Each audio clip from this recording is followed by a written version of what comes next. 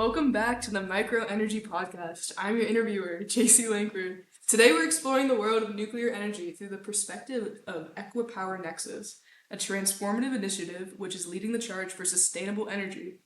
Today's focus is on their micro-nuclear reactor project.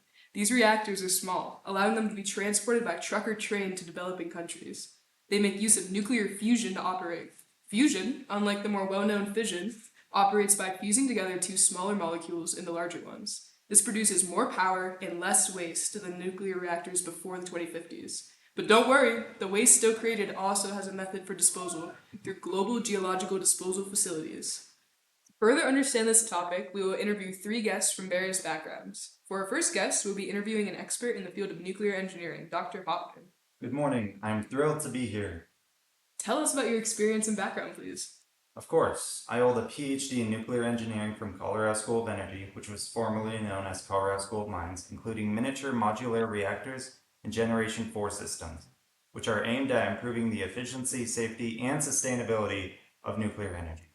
I have worked extensively in both academic and industry settings, contributing to projects involving nuclear fuel cycle optimization, radiation shielding, design, and nuclear reactor transport. All right, first question. What is the benefit of switching from nuclear fission to nuclear fusion? So prior to 2050, only nuclear fission was possible, which is basically the division of uranium ions in order to produce thermal energy, which heats up water that spins turbines. Even though it's not as efficient as fusion, it's still heavily competed against all the contenders that existed at the time. However, as of about 20 years ago, nuclear fusion became possible. So instead of dividing the atoms, you fuse them together, which may not seem like it makes much of a difference, but it's 4 times more efficient than nuclear fission.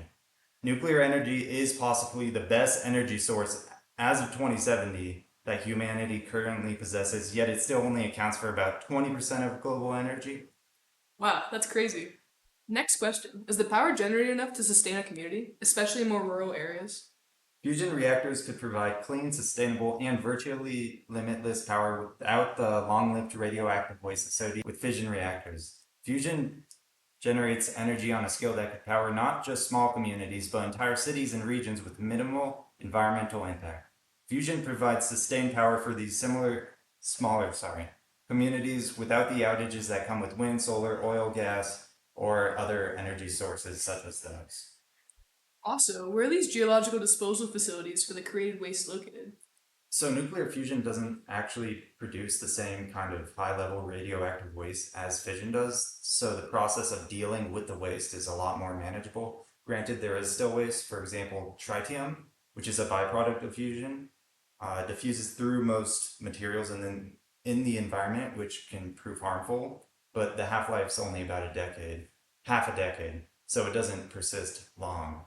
Other materials that are used in the reactor itself, like steel or concrete, can become radioactive over time with a half-life of a couple centuries, but even so, the radiation levels of that are far less than that of fission byproducts. So nuclear waste disposal, effective in dealing with fission byproducts, is sure to be effective at disposing of fusion byproducts. Wow, so this power is basically limitless and almost zero waste. Sure is. Crazy. Anyway, thank you for your time, Dr. Hoffman. It was valuable for understanding our topic. You're welcome. As for our next guest, we'll be interviewing a person from a developing country, Alex. Alex's developing community recently received a micronuclear reactor as a donation to meet his community's energy needs. Thank you. It is good to be here. What I wanted to ask you today was, how has the seemingly limitless amount of energy from the micronuclear reactor you recently received affected your local community? What kind of changes have you noticed? Well, first of all, we have all noticed the obvious effect on our power supply.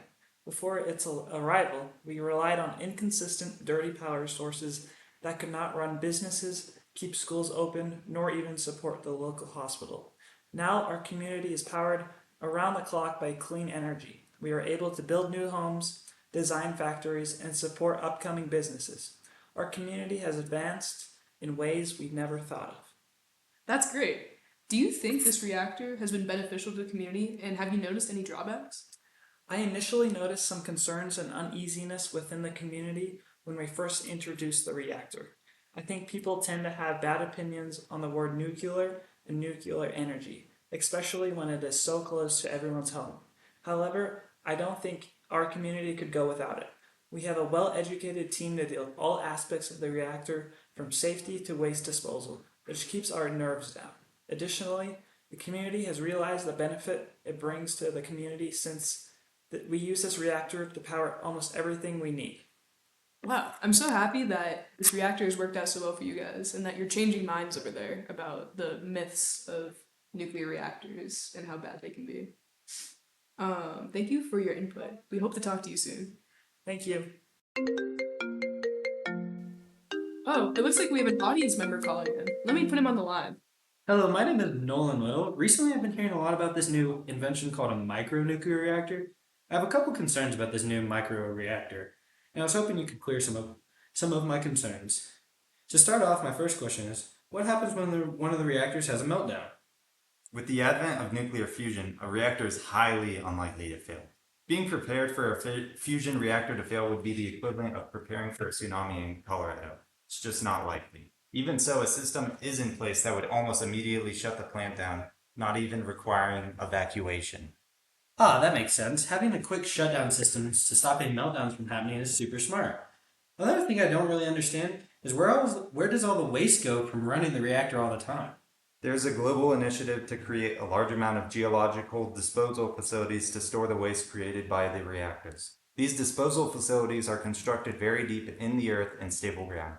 They allow the waste to be uncontaminated by the outside world and the other way around too, and keep it far away from human presence. The waste is also kept in special containers, almost like safes, to help prevent leakage. Ah, I see. Because of these disposal facilities, the waste isn't a big problem compared to other energy types. Okay, for my last question, how do you plan to minimize environmental damage caused by running these reactors? There is already very little environmental damage caused by nuclear reactors, far less than solar, wind, oil, gas, or other alternatives. Well, I think that clears up my concerns about these micronuclear reactors. I thank you for explaining how these work. Thank you so much for your questions, and thank you to our expert for coming back to answer them. I'm sure that cleared up a lot of confusion for our other audience members. Anyway, that's all for today's podcast, folks. Thanks to our expert and some fantastic questions. I hope that all of our listeners have learned a little bit more about microreactors and are excited for them to come to their own neighborhoods. Thanks for listening, everyone.